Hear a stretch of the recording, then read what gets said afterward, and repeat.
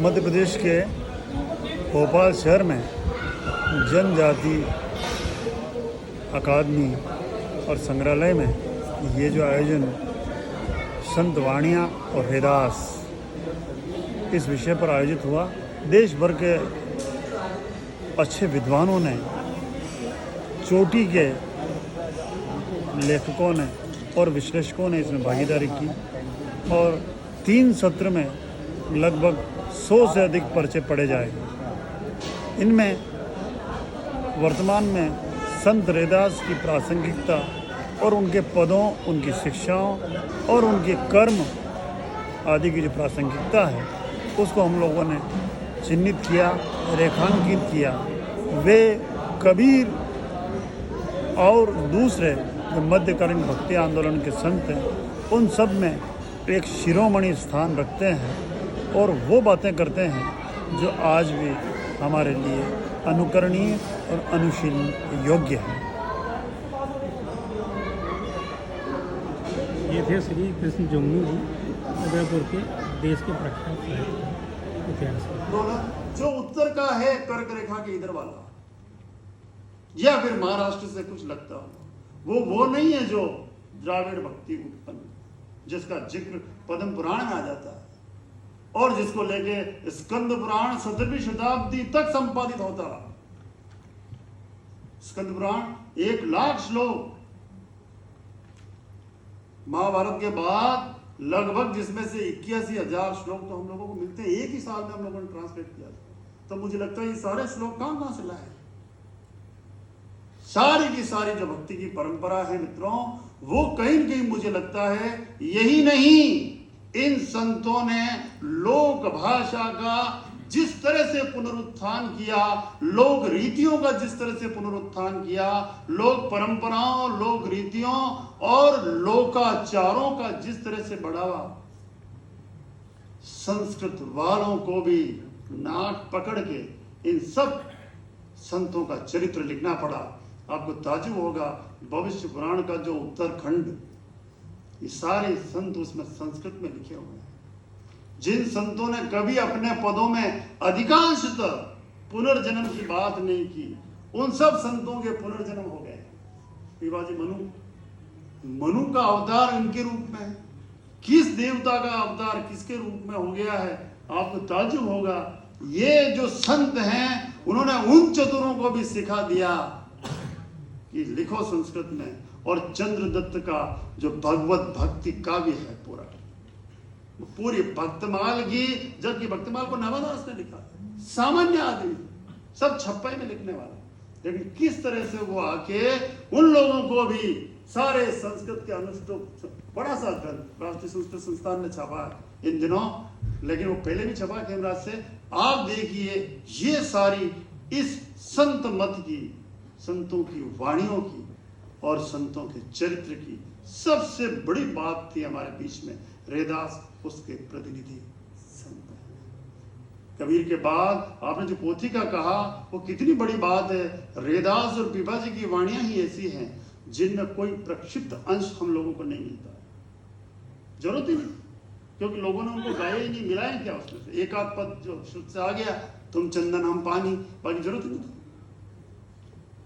बाकी जिनमें जितना प्रक्षिप्त होता गया वो उनकी लोकप्रियता का उतना ही ज्यादा प्रसार था। लेकिन हमारे सामने जो सबसे बड़ी बात उभर के आती है वो ये है, ये जो संत हैं वो संस्कृत को प्रभावित कर रहे हैं। वो दूसरी भाषाओं में, खास तौर से दीपा मैडम बैठी है जिनको मैंने आग्रह किया है कि महाराष्ट्र में भी भक्त विजय लिखा गया सारे संतों को। आपको बात वो करनी चाहिए थी कल कि मराठी में रैदास का चरित्र कैसे लिखा होगा। मैं तो इंतजार कर रहा था कोई इस तरह का भी टॉपिक लेके आए। ऐसी कुछ बातें। अच्छा, कन्नड़ में लिखा है, गोवा में एक ग्रंथ हम लोगों को मिला था, उसमें भी संतों का चरित्र। मराठी के कुछ अभी पांडुलिपियां जो बड़ौदा ओरिएंटल इंस्टीट्यूट में संकलित हुई है, तो विजय बेन लेले बता रही थी इसमें संतों का चरित्र आ गया। राजस्थान में तो संतों का चरित्र कुछ ज्यादा ही लिखा गया। या तो भक्तमालों की भी लंबी सीरीज 16-17 भक्तमाल हम लोगों को मिल जाते हैं। क्या चीज थी कि भगवान से भी ज्यादा हम लोगों ने इस दौर में संतों के चरित्र को गा दिया। भारतीय संस्कृति धन्य है ऐसे संत जिन्होंने, इसीलिए पलटू दास कहते हैं, मैं 2 पंक्ति से अपनी बात खत्म कर रहा हूं, बहुत लंबी बात हो सकती है, लेकिन पलटू दास कहते हैं, दिन जननी जाने जाया है संत सखी। पलटू दास कितनी सुंदर बात कह गए हैं। वो जननी धन्य है। पहले तो हम लोग पढ़ते थे, इलान देनी आपनी हालरिये हुलर आए, पूत सिखावे पालने मरण बढ़ाई माए। ये मार्कंडेय पुराण का श्लोक है जिसको सूर्यमल मिश्र ने लिखा। और या तो दीजिए, है ना, या तो दान दाता पैदा करो, या फिर, लेकिन पलटूदास इसके पलट के कहते हैं, वो माँ धन्य है जो संतों को पैदा करती है, जो संतों को अपने गोद में खिलाती है। क्योंकि संत जिनका कोई अंत नहीं है, ये परंपरा है भारतीय संस्कृति की। जब जब भी सत्ता के साथ कोई और विवाद होता है, तब संत ही हैं जो लोहा लेते हैं। और ये ऐसे लोहे के ऐसे कारीगर हैं जो कारू और कर्मण्य हैं, जिनके लिए ये परिभाषा होने के बावजूद भी वो इस परिभाषाओं से परे हैं, और जो टक्कर लेते हैं और सिखा देते हैं कि ये राजा हो जाए। इस देश में ऐसी कोई रियासत नहीं जहां के राजा शिव नहीं हो, ऐसी कोई रानी नहीं जिसके आराध्य विष्णु नहीं। कैसा समन्वय है। बावड़ी बनाती है रानी, तालाब बनाते हैं राजा। ये एक ऐसा देश है। गांव गांव गोरख और नगर नगर नाथ में जो हम लोगों ने सारी चीजें दी थी, तब आप देखिए, तब मुझे लगता है ये देश संतों का देश है, ये देश उन तपस्वियों का देश है, ये देश उन वाणियों का देश है। तब एक बहस खत्म होती है या शुरू होती है कि हम लोग उनकी लिखी वाणियों को हमेशा चर्चा में काव्य शास्त्र विनोदेन कालो गच्छति धीमदाम और व्यसनेन च मूर्खाणाम निद्रिया कलेव।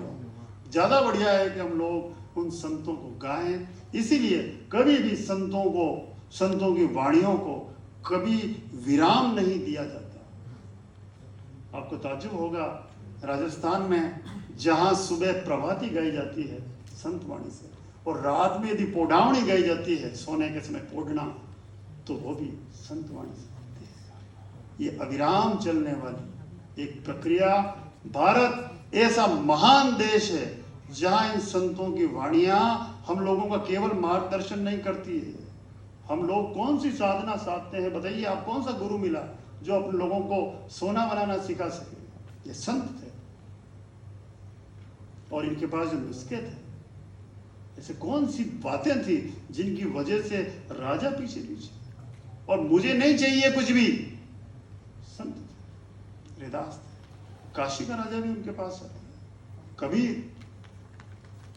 और ऐसा विवाद जिन्होंने मंगलाचरण की परिभाषा बदल दी, अमरेंद्र जी, कहां तो महाभाष्य, आद्य मंगल, मध्य मंगल, और इन्होंने तो कहा मंगल की परिभाषा ही अलग है। जीवन ही मंगल हो गया जिनका। क्या मंगल कहूं मैं? हमारा भारत इन संतों से मंगलमय है। मैं अपनी बात यही विराम देता हूं। आपने मुझे अवसर दिया अपनी बात देने का। एक पक्ष, एक और जो मेरी बात, जो मैं पर्चा था वो तो मैं सर दे चुका हूं, मैंने उसके हाथ भी नहीं लगाया। लेकिन बहुत सारी बातें हैं भारत में, हम किसी एक नियम में नहीं बंध सकते हैं, कई सारी विपुलता है। मैं पारा साहब का आभार ज्ञापित करता हूं, पवन जी का आभार ज्ञापित करता हूं, मुझ पर विश्वास करके यहाँ अवसर दिया।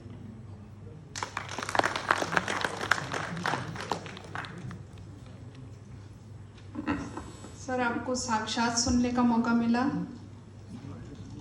हम सब आपके आभारी हैं।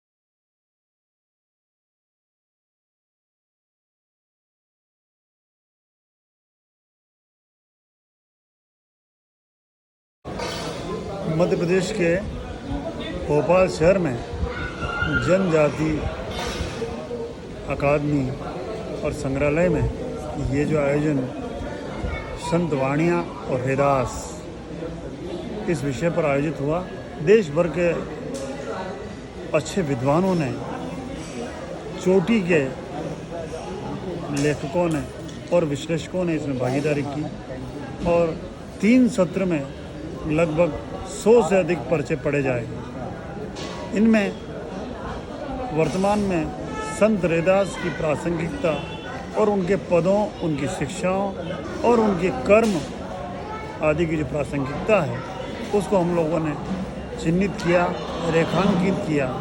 वे कबीर और दूसरे जो मध्यकालीन भक्ति आंदोलन के संत हैं उन सब में एक शिरोमणि स्थान रखते हैं और वो बातें करते हैं जो आज भी हमारे लिए अनुकरणीय और अनुशीलन योग्य है। ये थे श्री कृष्ण जम्मू जी, उदयपुर के देश के प्रख्यात साहित्य इतिहास के।